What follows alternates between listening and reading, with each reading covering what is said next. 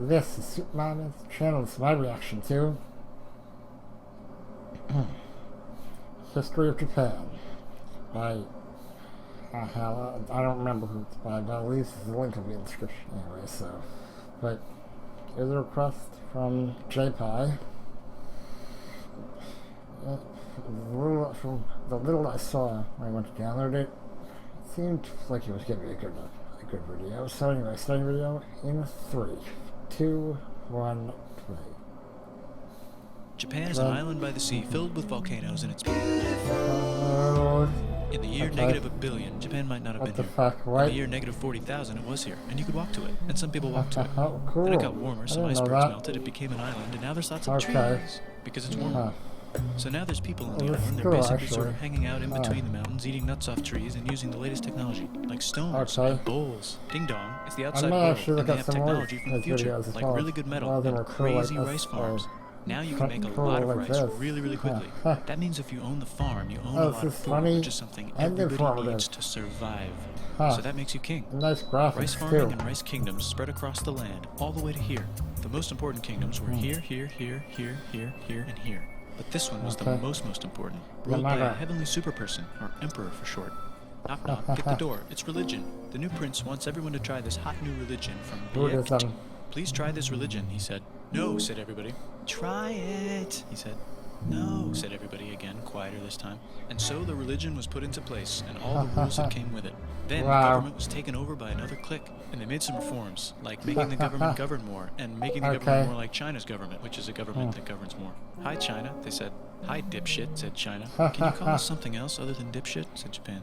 Like what, said China. How about Sunrise Land, said Japan. And they stole China's alphabet and wrote a book about themselves. And then they made lots of poetry and art and another book about themselves. Then they stopped moving the capital every time the emperor died and kept it in one place for a while, right here. And they conquered the north finally. Get that squared away. A rich hipster named Kukai is bored of modern Buddhism, visits China, and learns a better version, which is more spiritual. Comes back, reinvents the alphabet, and causes art and literature to be great for a long time. And the royal palace turned into such a dream world of art that they really didn't give a shit about running the country. So if you live outside the palace, how are you supposed to protect your shit from criminals? Hire a samurai. Everyone started hiring samurai. Rich important people hired samurai. Poor people who could not afford to hire samurai did not hire samurai. The samurai became organized and powerful, more powerful than the government. So they made their own military government. Here, they let the emperor still be emperor, but the shogun is actually in control. Breaking news, the Mongols have invaded China. We've invaded China, said the Mongols. Please respect us, or else we might invade you as well. Okay, said Japan. So the Mongols came over, ready for war, and died in a tornado. But they tried again, and had a nice time fighting with the Japanese, but then died in a tornado. Then the emperor overthrows the shogunate. Then the shogunate overthrows him back and moves to Kyoto and makes a new shogunate. And the emperor can still dress like an emperor if he wants, that's fine. Now there's more art, like painting with less colors, collaborative poetry, plays, monkey fun, tea parties, gardening, architecture, flowers. It's time for who's going to be the next shogun. Usually it's the shogun's kid, but the shogun doesn't have a kid, so he tries to get his brother to quit being a monk and be the next shogun. He says okay, but then the shogun has a kid. So now who's it going to be? Vote now on your phones.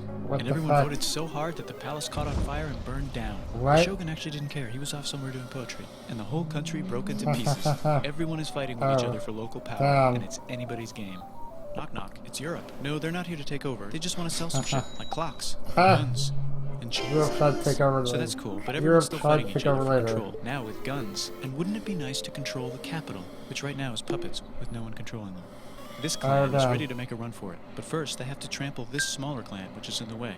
Surprise, the smaller clan wins, and the leader of that clan steals the idea of invading the capital and invades the capital, and it goes very well. He's about halfway through conquering Japan when someone who works for him kills him, and then someone else who works for him kills them, and that guy finishes conquering Japan. And then he confiscated everybody's swords, and made some rules. And now I'm going to invade Korea, and China, he said, and failed, and also died. But before he died, he told these 5 guys to take care of his 5-year-old son until he's old enough to be the next ruler of Japan. And the 5 guys said, yeah, right, it's not going to be this kid, it's going to be one of us, because we're grown-ups. And it's probably going to be this guy, who happens to be way more rich and powerful than the others. A lot of people support him, but a lot of people support not supporting him. They have a fight, and he wins, and starts a new government, right here. And he still lets the emperor dress like an emperor, and have very nice things. But don't get confused, this is the new government, and they are very strict. So strict they close the country. No one can leave, and no one can come in. Except for the Dutch, if they want to buy and sell shit, but they have to do it right here. Now that the entire country was not at war with itself, the population increased a lot. business increased, Wow. schools were built, roads were built, everyone learned to read, books were published, there was poetry, Damn. plays, sexy times, puppet shows, and Dutch studies. People started to study European science from books they bought from the Dutch. We're talking geography, skeletons, physics, chemistry, astronomy, and Oh. maybe even electricity. Over time, the economic and cultural prosperity began to gradually slow down. Knock, knock. It's the United Oh, States. damn. With huge boats, with guns, gunboats. Open the country. Stop having it be closed, said the United What States. the fuck? There was really nothing they could do, so they signed a contract that lets the United States, Britain, and Russia visit Japan anytime they want. Choshu and Satsuma hated this. That sucks, they said. This sucks. And with almost very little outside help, they overthrew the shogunate and somehow made the emperor again and moved him to Edo, which they renamed Eastern Capital. Okay, They made a new Tokyo. government, which was a lot All more right. Western. They made a new constitution that was pretty Western, and a military that was pretty Western. And do you know what else is Western? That's right, it's conquering stuff. So what can we conquer? Korea. They conquer Korea, taking it from its previous owner, China, and then go a little bit further. And Russia rushes in out of nowhere and says, "Stop, no, you can't take that. We were going to build a railroad through here to try to get some warm water." And Russia builds their railroad, supervised by a shit ton of soldiers. And then when the railroad was done, they downgraded to a fuck ton. Did I say downgrade? I meant upgrade. And Japan says, "Can you maybe chill?" And Russia says, "How about maybe you chill?" Well, fuck off, Japan's Russia. kind of scared of Russia. Right. You'll never guess who's also kind of scared of Russia. Great Britain. Us. So Japan and Great Britain make an alliance together so they can be a little less scared of Russia. Feeling confident, Japan goes to war against Russia, just for a moment, and then they both get tired and stop. It's time for war. The world is about to have a war because it's the 1900s and weapons are getting crazy, and all these empires are excited to try them out on each other. Meanwhile, Japan has been enjoying conquering stuff and wants more. And the next thing on their list is this part of China and lots of tiny islands. All that stuff belongs to Germany, which just had war declared on by Britain because Britain was friends with Belgium, which was being trespassed by Germany in order to get to France to kick France's ass because France is friends with Russia, who was getting ready to kick Austria's ass because Austria was getting ready to kick Serbia's ass because someone from Serbia shot the leader of Austria's ass. Or actually shot him in the head. And Britain is currently friends with Japan, so you know what that means. Duh, Japan should take the islands, which they wanted to do anyway, so they called Britain on the telly to sort of let them know. Telegram. And then they did it. And they also helped Britain a little the here and there telly. with some errands and stuff. What the? Now the war is over, and congratulations, Japan. You technically fought in the war, which means you get to sit at the negotiating table with the big dudes, where they decided who owns what. And yes, Japan gets to keep all that shit they stole from Germany. You also get to join the post-war mega alliance, the League of Nations, whose mission statement is to try not to take over the world. Okay.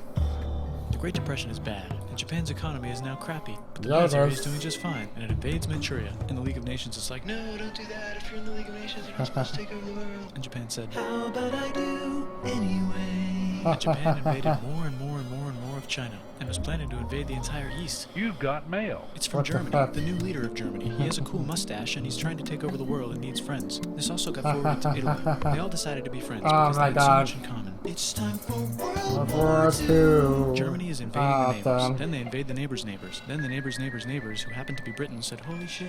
And the United States started helping Britain because they are good friends, and started not helping Japan because they're friends and our friends are not friends. Plus they're planning on invading the entire ocean. The United States is also What the working on fuck? a large, very huge bomb. Ah, Bigger than damn. any other bomb. Yep. Ever. Just in Damn. case. But they still haven't joined the war. War looks bad on TV, and the United States is really starting to care about their image. But then Japan spits on them in Hawaii and challenges them to war. Yep. And they say yes. And then Germany, as a symbol of friendship, declares war on the United States also. So the United States goes to war in Europe, and they help the gang chase Germany back into Germany. And they also start chasing Japan back into Japan. And they haven't used the bomb yet, and are curious to see if it works. So they drop Oh it on my Japan. god. Really? It works. They actually dropped two. Almost up. 1 minute. 1 minute. You can do that. About 30 seconds actually.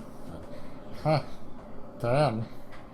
And United States installed a new government, inspired by the United States government, with just the right ingredients for a post-war economic miracle. And Japan starts making TVs, VCRs, automobiles, and camcorders as fast as they can, and also better than everybody else. They get rich, and Right? the economy goes wild, Japan and then the makes miracle wears off. everything But everything's better still pretty than cool, I everyone guess. else.